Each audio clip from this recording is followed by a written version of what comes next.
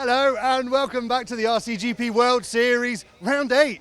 This genuinely is the finale. Yes, we're getting very near the end.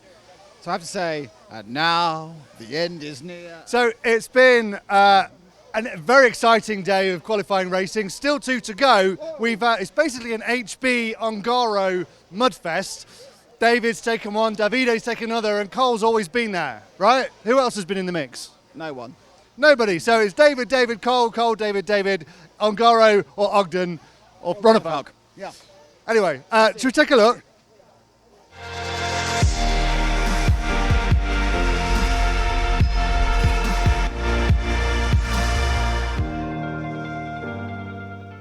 Evelyn spins to 5, mechanics out the way. They'll drop down, let's see what happens.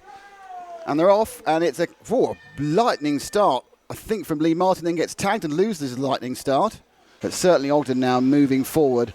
And let's try and get the Ogden and Ongaro battle. Oh, a mistake by Canas, and they've gone from first to third.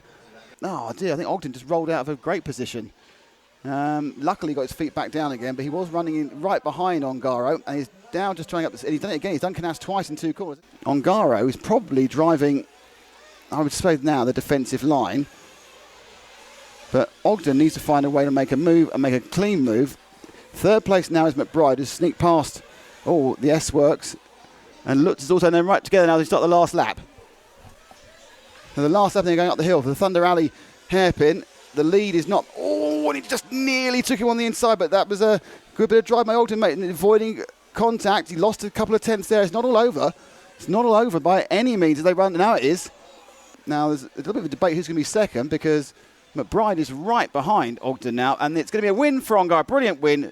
Under pressure again. It is Ogden just takes second. McBride takes third. Canas is fourth, and Lutz takes fifth.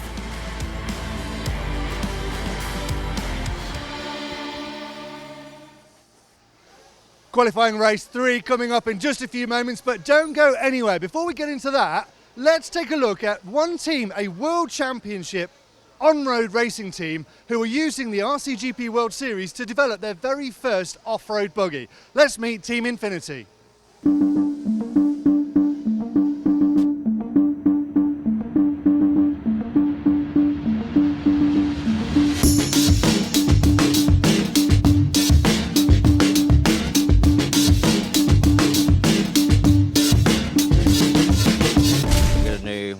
It's basically going to be starting from scratch, a new 1/8 scale buggy project. So obviously a lot to do, a lot involved. We're going to be doing a lot of testing, running, which we've kind of been doing after Austria and also after this race. So yeah, it's exciting to be able to kind of work with the team. Is a series like this a good place to develop a new product, a new chassis?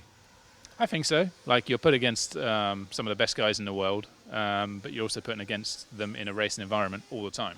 So you know where cars are good or bad, and especially all the different things. There's sprint races, there's endurance races. So you know a car that's good at a sprint race might not be so good for a 60-minute reign. So we're learning all the time, and we're using the knowledge from this, and obviously being able to work with Kyle, we can really gain as much information as we can out of a short weekend, really.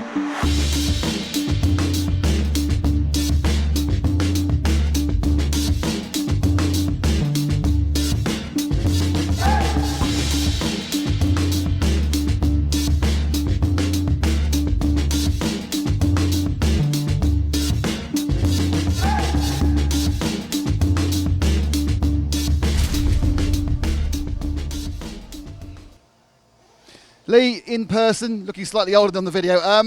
So how is the concept of developing the car at these race meetings going? Yeah, it's going well. You're putting yourself against all the top guys with in a race condition all the time. So it's pretty good to develop. It'll be really nice when we have our own chassis and we can just concentrate on that rather than trying lots of different things. We're in America, so it's a $64,000 question. When is that? Who knows? Who knows? Hopefully soon, sooner rather than later. Are we talking like next year? I'm the wrong person to ask. Really? I mean, it's not going to be really this year now. We're almost at the end. So let's say next year. Excellent. Exclusively next year. How's the day going? Yeah, not too bad. I had a flame out in the last one. I got the whole shot. Not actually the whole shot board, but I got to the top corner and it stopped. I did say, yeah. Not quite a whole shot, but it was going to be a whole shot. The first one went pretty good. It wasn't sparkling, but it was a pretty consistent run, so not too bad. We're going to go try and get better this afternoon. Great, so thank you, Lee. And please come in. It's young Mr. Max, we're talking to you because we've not talked to you so far this weekend. Why have we not talked to you? Why have you done nothing either spectacular or terrible? I don't know. I guess I had good speed. So even though when I screwed it up myself, I had the speed to come up to finish 7th, 8th. So yeah, I mean, this weekend has been kind of tough. Yesterday, my car is really good. And I had good speed, but just screwed it up myself most of the times. Do you like these sort of tracks, these big supercross tracks? Oh, definitely, yeah. It kind of reminds me of Neo, sort of, in a way, but this just the surface is way different. So kind of the best of both worlds. So a little bit rough and super technical.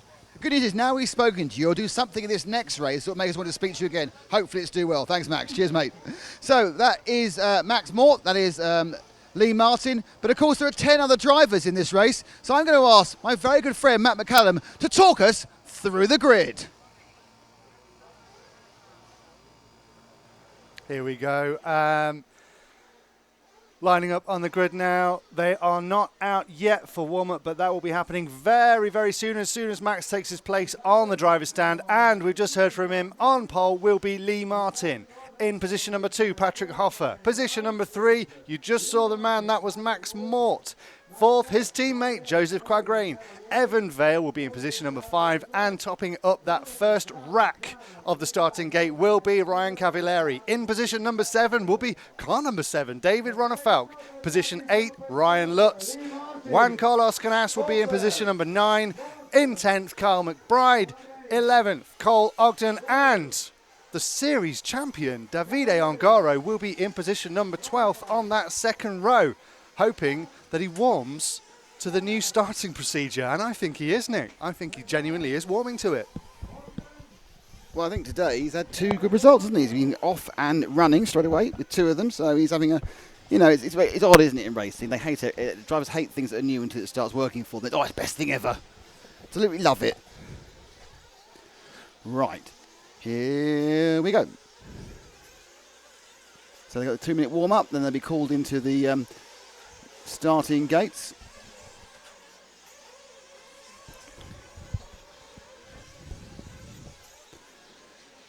So next heat about to roll. Cars get a couple of minutes of warm-up, and then they are taken to the grid. But it's not a grid, of course, it's a gate. 2 levels of gate, the top 6, Martin, Hoffer, Mort, Cochrane and Vale with Cavalieri in the front row. And then you've got Ronafalk, Lutz, Canas, McBride, Ogden and Ongaro on the back row. Though so far it hasn't seemed to be a massive disadvantage being on the back row. To be honest, it seems to be no disadvantage with the front or the back. It's all pretty much the same.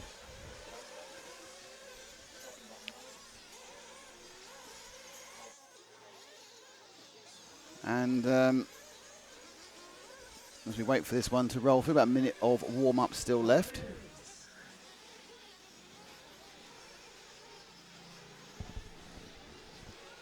So following this, we will have the 2 semi-finals for RC2. And we have the next RCGP. So it's only an hour and a quarter in between RCGP races.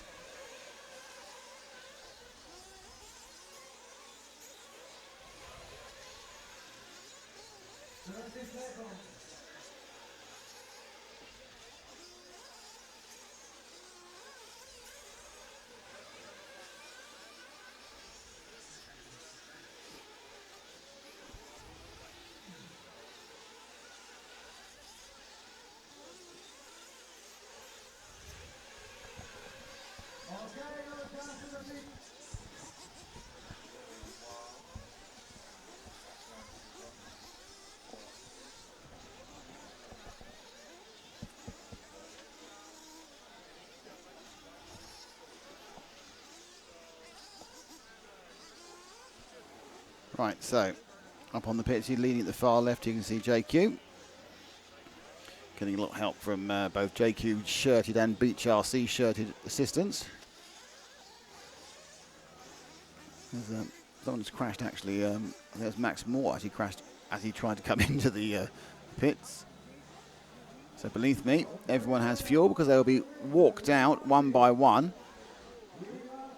Martin first. So where will he choose? Lee Martin walked out by Leon Morale. And he goes down into position centre left. He's got one of those little rocks that Matt was talking about after round two, sorry. And the front row is almost fully completed. Last car in is Cavalieri. He's got another front row. So the first person, the pole man and the sixth man, are next to each other in their choices on this particular set of runs. So they fill them up. 15 seconds. Nice little sway on Evelyn there. And there's Matt trying to get the 15. Now it's on 5. And they're off and away. And it's a interesting... Who's going to get it? Is it quad green? No, it wasn't. It was actually... it's a complete carnage. And once again, Ongara's made a great start. So but Ronefalk's made a great start as well. And Evan Vale's into second. So it's Ronefalk from Vale, from Ongaro, from... I think who's in 4th place? It's Hoffer. So Ronefalk leads, Vale second, 3rd is Ongaro. I'm interested to see now with Ronefalk out front whether the Ongaro can do anything about him. And Vale's rolled over and blown his chance of having a great result because everyone's going to go past him at this point. So it's now into 2nd place is Ongaro. 3rd place is the S-Works of One Card's Canas. Another problem for Vale, who's gone from 0 to 0. And Vale's actually Flame, so that's a great start into a not particularly good finish. Let's make Ongaro our focus, please. As he's both under pressure and trying to do the pressurising. But Ongaro is certainly looking pretty good for pole position because he's going to have 3 really excellent results this carries on. He's got a 1 and a 2. He's currently in 2. Ronefalk flying away. Canas again, who seems to have found if he can get away from the argy-bargy at the start, and actually Ronefalk has Ronefalk made a bit of a mistake, and in doing that, he got sat on by, and it's Ronefalk. Ronefalk's got a problem. Ronefalk's got a problem. So Ronefalk is out. He got landed on, and that's done something to one of his tyre, or he's just locked his rear end up. They're trying to get him going again, and he's out. So Ronefalk goes. So it is leading now is Ongaro from the S-Work of Canas. So he seemed to fall an issue where he got landed on, the car broke. This is a disaster because he can put him a long way back in qualifying. And now Ongaro can get a chance to stretch his legs and look to win another leg. Though, interestingly, Ongaro has just dropped back to Canas because that's the battle now, because Canas is having a bit of an argument with Cole Ogden. But also, a very minor mistake made by Ongaro as well. So, unlucky for Ronefalk. I think he seemed to have a problem. I think maybe the problem was what caused him to have the earlier issue. It's somewhere in the drive line, it seems to have locked up. So, it could be some sort of failure in the diff or a bearing failure has taken him down. But this is Canas in second. You can see there just ahead of him, Ongaro, just behind him, Ogden. So he's in an O sandwich. Ogden looking to try and get through past Canas, because it's interesting that just punted and waited. So this is looking to get through. He carries a huge amount of speed, but at that point he's gone straight on, and you can't turn that into an overtake unless you want to feel the wrath of the stewards. But actually he's managed to do it whilst we're watching the replays. Managed to sneak up at the top of the track. So move forward to Ogden, please. As he now begins his assault on trying to catch up on Ongaro. And we're back to exactly what we had in the last heat number 2. Interesting to see they're starting in different places in the Chaos Gate each time, but we've ended up with exactly the same thing, which is Ongaro leading, and Ogden who's having an amazing dance on the wheels there, and just left the power on and hope for the best. And Canas third. It's Cavalieri fourth, Lutz fifth, Mort sixth. So again, sticking in the middle and being of very little interest to us, as he was saying. So firing it down now. You've got Ogden trying to carry some speed. Just coming up to halfway in this one. And just to remind you, we've lost Ronefalk. Ronefalk gets all caught up on the corner. We've lost Ronefalk. It was Ongaro got caught up in the corner and lost a little bit of time. And the lead, which has gone down by half a second. So Ogden, as you can see there, is Ongaro just in the left of the frame. Canas now 2.3 seconds behind the American, the HB driver, as he chases down the Scuderia Scampirosso of Davide Ongaro. Now, actually, Ongaro is about to come up some traffic. That traffic is Evan Vale, who had to restart after a flame. And coming off the difficult quad, Ogden is very quick into that little section. He gains time each time. He only gained 500th of a second in the entire lap there, as we turn lap 8 now. But it's not beyond the wit of man that he can still get past Ongaro. The only problem he has, Ongaro will have, unless Ongaro flames or something, he'll have 3 really good results, and he's got 1 bad result and 1 good result.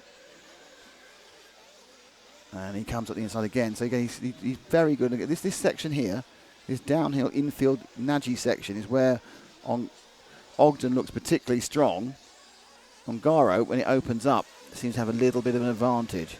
And they seem to have fixed Ronnefeldt's car, so they're giving a little bit of a run out. And then, he ran the pipe there on Ongaro, and Ogden was quite generous, I thought. He could have definitely have dived in and gone for it. Obviously, it's the hour final that it's all about. There's 1 championship point for this particular winning each qualifying round, but of course we already know the champion is Davide Ongaro. So they jump on.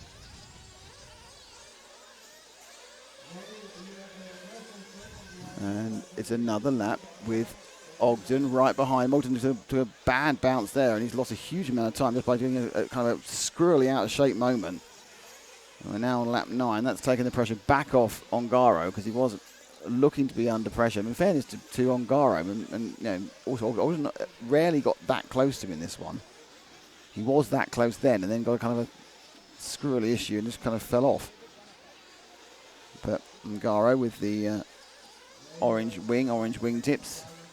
Lots of orange all over the car, up against the car. It's yellow and mauve from the American. And we now have this lap and 1 more for Cole Ogden to try and get past our reigning world champion. It looks less likely. And we are heading for a repeat, at least in the first 2 positions, of the result of the last race. And in many ways, I think Ogden, no, it's not, because Ogden's going to be in trouble, because he's going to drop down to 3rd. So Canas has taken, just rolled it. Canas takes 2nd, a long way behind Ongaro, who is now leading and on the last lap. So let's see if we can pick up our leader, Davide Ongaro, who's now just dropping the bottom of the circuit, coming up over the hot race jump. Anyway, it'd be the pole turn, and there he is. So Davide is having a lovely time today after having nothing but problems before. Seems to have worked out the whole shot, and just has to do the wall of death and the Proline symbol, and that's it. And Ongaro takes it in 2nd place. It is actually going to be... No, it was Canas got through. Ogden was behind him. Looks another good score. Cavalieri, Mort, McBride. Ronnefeldt opposite the back. Lost a number of laps with that problem.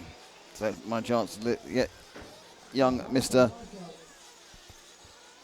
James Parry, whose microphone I'm turning on, do the rest of the work.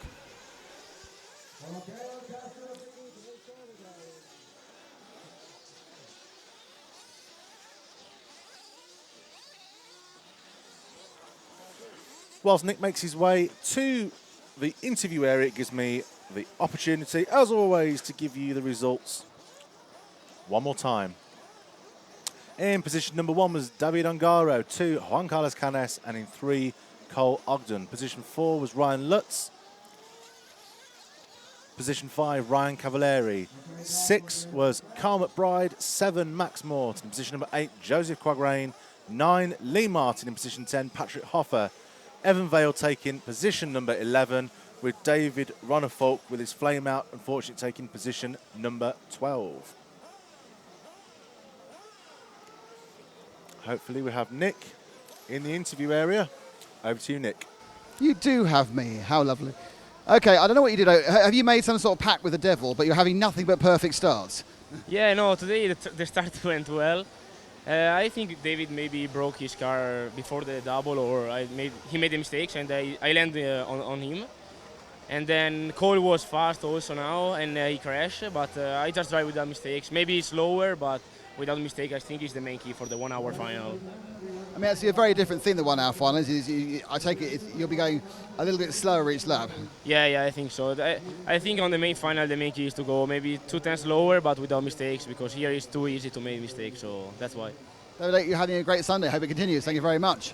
Now, we were hoping to have a quick word with Carlos Canas, but he's disappeared off with the conversation, so that is it for qualifying race. We'll catch up with Juan Carlos at the start of qualifying race 4. So at the end of qualifying race 3, it's 2 wins for David Ongaro, 1 win for David Ronefat, but Ongaro has a number of good results backing up. Ronefat not so much. But race 4 is coming up in about an hour, qualifying race 4, and the main final in about 3 and a bit hours.